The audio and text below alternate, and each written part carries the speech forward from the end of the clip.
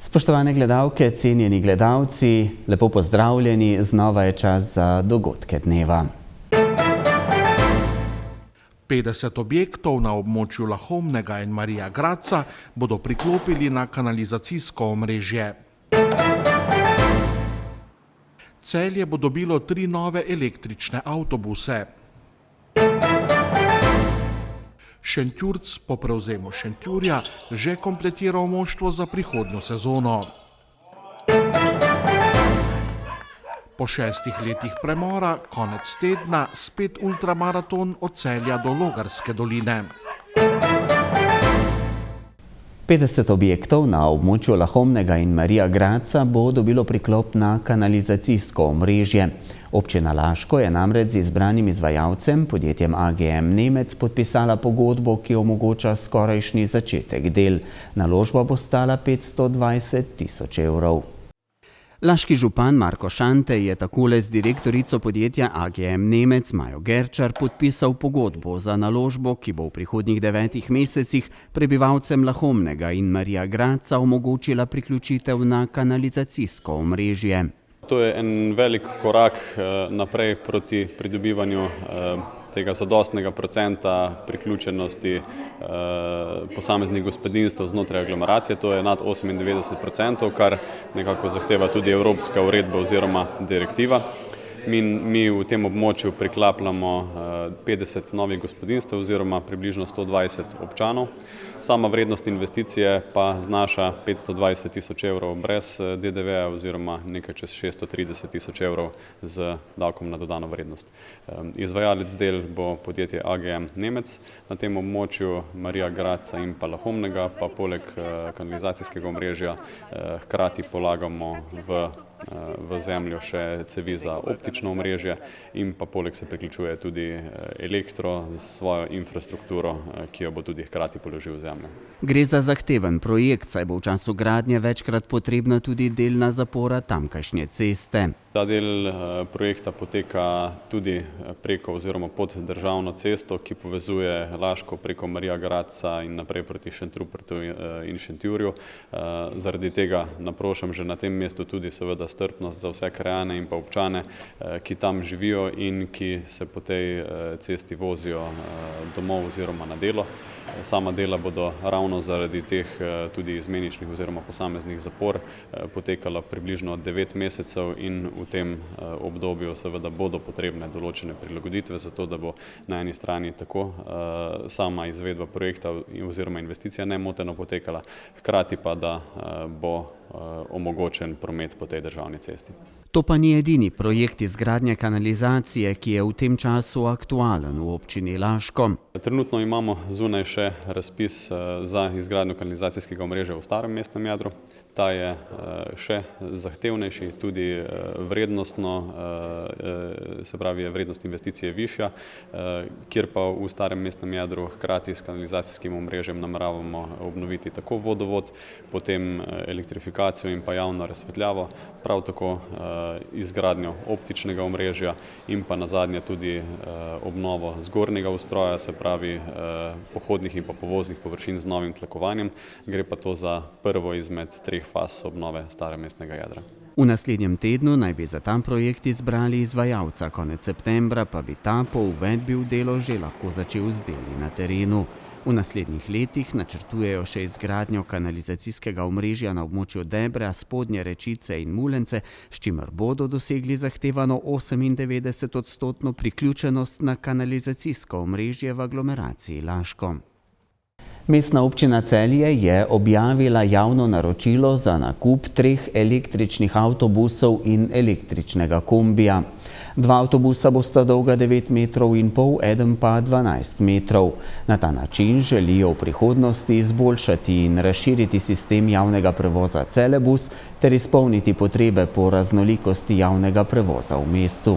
To naložbo bodo izpeljali s pomočjo subvencije iz razpisa Ekosklada, na katerega se je mestna občina Celje prijavila letos spomladi. V Celju so v lanskem letu dodali 2 novi liniji, od Medloga do železniške postaje ter linijo do Šmartinskega jezera. Nadaljnje širitve linij v tem trenutku zaradi polne zasedenosti flote avtobusov niso možne.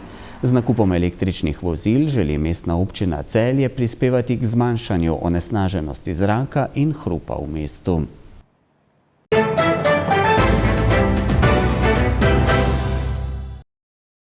Košarkarji Šentjurja so začeli tretji teden priprav na novo sezono. Pod taktirko novega trenerja Jana Šentjurca vadijo tudi že vsi štirje novinci: Jure Pelko, Milojko Vasilič, Rado Šešlja in Tarik Brunčevič.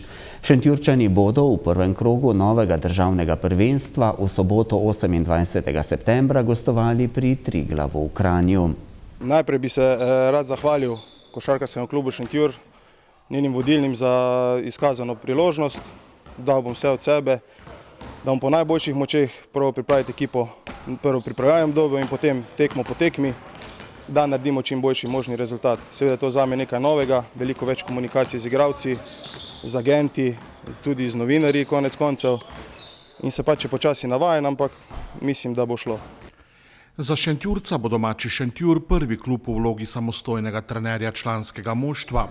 In kdo bodo njegovi najtesnejši sodelavci? Prvi pomočnik trenerja bo Gašper Škoberne, imamo tu športnega direktorja Milana Sebiča, fizioterapeut Gregor Zdolšek in zdaj imamo tudi po novem kondicijskega trenerja, ki skrbi za pripravo naših košarkarjev v pripravljalnem obdobju in tudi v sezoni, Amadej Rataj, tudi domačin.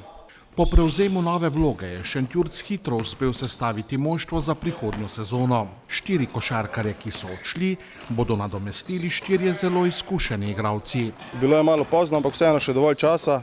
Vsi smo zagrebli v delo, cel štab in pač gledali igralci, kaj je bilo najbolj primerno. Ker sem še mlad trener in prvič na tej poti, sem pač ogrodje že bilo iz mlajših igralcev, zato sem vedel, da rabim izkušene igralce, zato smo pripeljali tudi igralce z nekaj izkušnjami slovenske lige, pa tudi iz ABA 2 lige in ABA lige. Tako da mislim, da smo sestavili nek dober miks igralcev mlajših, nekaj z izkušnjami, ki imajo vsi dober karakter in imajo željo, da vsako tekmo grejo na zmago. In zakaj je odločitev padla ravno na Pelka, Vasiliča, Brunčeviča in Šešljo? Po odhodu, lani je bilo tako, da smo imeli 4 igralce, ki so šli, to je bil Jurič, Zupan, Durnik in Jola. In na teh 4 pozicijah smo iskali potem tudi igralce. Torej, odločili smo se za Pelkota, nekega kombogarda, ki lahko igra na 1 in tako na 2. Večjo priložnost letos bo imel tu Belko, ker je že lani in tudi letos na U20 prvenstvu pokazal, da se lahko kosa in igra korektno košarko, tudi v članski vrsti. Potem, kar se tiče štirice, smo pripeljali Tarika Brunčeviča, ki že pozna okolje, igral je že tudi, ima nekaj izkušenj iz srpske lige, tudi lani iz ruske, ker je imel dobro sezono. Drug tip igralca kot Zupan in pa potem Rado Šešlja, mislim, da tudi največja okrepitev z izkušnjami iz ABA lige in lani tudi zelo dobra sezona ABA 2 lige, kjer je igral v Borecu iz Banja Luke, zelo dobra sezona in pa prišel še Vasilič, izkušen, mislim, da že 7 let igra v Sloveniji med Podčetrtkom in Polzelo. Mislim pač, da nam bo tudi neke prepotrebne izkušnje uvedel v ekipo. Vsi 3 šentjurski tujci prihajajo iz področja nekdanje skupne države. Po dolgih letih bodo Šentjurčani sezono začeli brez košarkarjev iz drugih kontinentov. Situacija je pač nanesla tako, da smo našli potrebne igralce tukaj v našem okolju in to je to. V lanski sezoni je Šentjur tekmovanje v Ligi Nova KBM končal na 8. mestu. Letos bodo cilji bržčas nekoliko višji. O ambicijah ne bi preveč govoril, to bomo videli, ko se začne liga, ampak jaz zagotavljam in obljubljam, da bomo vsako tekmo se maksimalno pripravili in gremo tekmo po tekmo. Vsako tekmo bomo probali iti na zmago in bomo pač na koncu videli, kam nas bo to pripeljalo. Šentjurčani so priprave na novo sezono začeli 19. avgusta. Zaradi obnovitvenih del v dvorani Hruševec vse skozi vadijo v telovadnici osnovne šole Ponikva. Na Poniki mislim, da bomo ostali tam nekje do novembra. Tu so v redu pogoji, sicer malo manjša dvorana, ampak lepa dvorana. Pogoji so vsi super in nič nam ne manjka tukaj. V prvi pripravljalni tekmi je Šentjur klonil proti Hopsom. Nadaljevanje priprav bo opravil v domačem okolju in v tradicionalni bazi Srbski Požegi. Naslednji teden smo še v Šentjurju, igramo prijateljsko tekmo s Kapfenbergom v Avstriji, potem pa gremo na priprave v Požego, kjer bomo odigrali 2 tekme, se vrnemo nazaj, kjer je še čas za eno pripravljalno tekmo, za katero se še dogovarjamo in potem je že počasi začetek lige. Šentjurčani bodo novo sezono odprli v soboto 28. septembra, ko bodo gostovali pri Triglavu. Po 6 letih premora so se v Društvu pohodnikov in maratoncev Celje odločili obuditi ultramaraton od Celja do Logarske doline. V soboto 7. septembra bo štart 35. izvedbe maratona na Celjski špici. Udeleženci pa bodo lahko izbirali med 5 različnimi programi na 72, 42, 28, 18 in 9 kilometrov. Ta zgodba, ki se je začela pred 41 leti in potem je tudi nastalo naše društvo in mi smo nadaljevali to zgodbo. Potem je prišla korona in dejansko tiste 2 leti so bili objektivni razlogi, da se ni organiziralo. No, potem so pa ta pauza je malo daljša bila, no, in glede na to, da bi želeli to zgodbo, ki se je začela nadaljevati, pa tudi glede kontaktov, ki smo imeli, so vsi sprašvali, kaj je iz Logarske, kaj je Logarska dolina ali pa maraton Celje Logarska dolina, je celjska zgodba, ki je skoraj vsak pozna, no, in tako smo se letos odločili, da poskušamo to zgodbo obnoviti, seveda z nekimi spremembami, ker so tudi težave v dolini in moram reči, da dolina je krajinski park postala in tudi ima določene omejitve, tako da ni več, niti ni zaželjen nekih masovnih prireditev v dolini, ne. No, kljub temu nam je občina Solšava šla nasproti, nam omogočila, da zaključimo v prelepi dolini, no in zdaj s to zgodbo nadaljujemo.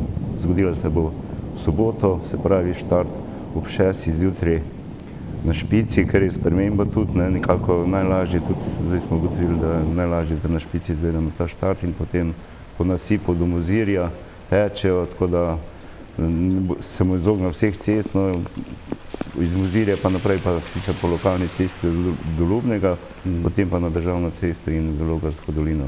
Zdaj najdaljša proga je po naših meritvih, ker se pač na špici štarta, oziroma štart je na špici, ni več 75, čeprav vedno že Logarska 75 km, ampak je 72, to smo izmerili. Potem imamo 42 km v Mozirju, štart v Savinjskem gaju, potem je na 27 km še Ljubno, potem so na 17 Luče in seveda, kar sem že omenil, 900 v Solčavi, tako da vsak mu je dana možnost, da pa svoje sposobnosti se odloči, ki bi štartil. Prijave potekajo, moram reči, da se na naši spletni strani še vedno lahko prijavijo. Trenutno je prijavljenih na vseh dolžinah 92 tekačev, na najdaljšo jih je 35, se pravi 35 jih bo štartalo na 72 km. Lahko se bojo prijavili tudi tisti, ki so zadnji dan odločili ali pa zadnji moment neposredno pred štartom, tako v Celju kot v Mozirju in v ostalih štartih. Nogometni klub Celje bo v nadaljevanju sezone močnejši za slovenskega reprezentanta do 21 let Svita Sešljarja. 22-letni vezist bo naslednje leto dni v celjskem klubu igral kot posojeni nogometaš turškega prvoligaša Eyüpsporja. Sešljar je pred odhodom v Turčijo igral za ljubljansko Olimpijo, predtem je bil član Krke in Ptujske Drave, v celjskem klubu pa je v preteklosti nastopal za mlajše selekcije. Za turški klub iz Istanbula je skupno zbral 25 nastopov, v letošnji sezoni je v turški prvi ligi zaigral na 2 tekmah. Sešljar se po novim soigralcem pridružil po opravljenih reprezentančnih obveznostih v reprezentanci do 21 let, ki jo v kvalifikacijah za Euro 2025 v petek in torek čakata tekmi proti Franciji in Cipru. Futsal klub Siliko je s 3-2 dobil superpokalno tekmo proti Dobovcu, za katerega sta zadela Knežević in Ruiz. Konec tedna se bo začelo novo državno prvenstvo v futsalu. Dobovec bo pod taktirko novega trenerja Roka Mordeja branil lovoriko. Če potegnemo črto do Silika, ima več dobrih šans, na koncu pa tudi ne bi bilo nepravično, če bi mogoče izenačili, pa bili penali, ampak če potegnemo črto, sigurno Siliko danes zasluženo zmago. Oni imajo nekaj stvari igrane, tudi so izgubili dosti, ampak še vedno imajo večji del ekipe stal na kupu, ne? To se mora nekaj poznati. Očitno nam to leži, očitno na začetku sezone ležijo, čeprav nismo neki taktičnih stvari veliko delali, ampak Izgleda, da to naše tekmovanje izgleda, da ga zmagujemo vsako leto, že tretjič zapored.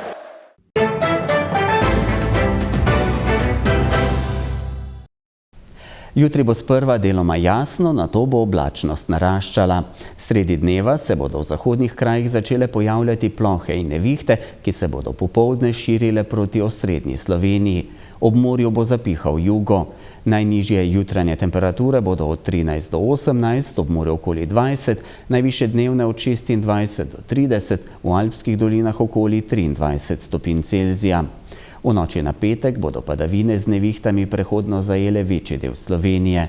V petek bo spremenljivo do pretežno oblačno, krajevne padavine bodo oslabele in do večera ponehale. Hladneje bo. V soboto se bo razjasnilo, zjutraj bo po nižinah marsikje megla ali nizka oblačnost. S tem pa zaključujemo današnje dogodke dneva. Hvala, ker ste bili v naši družbi. Prijeten preostanek večera in nasvidenje.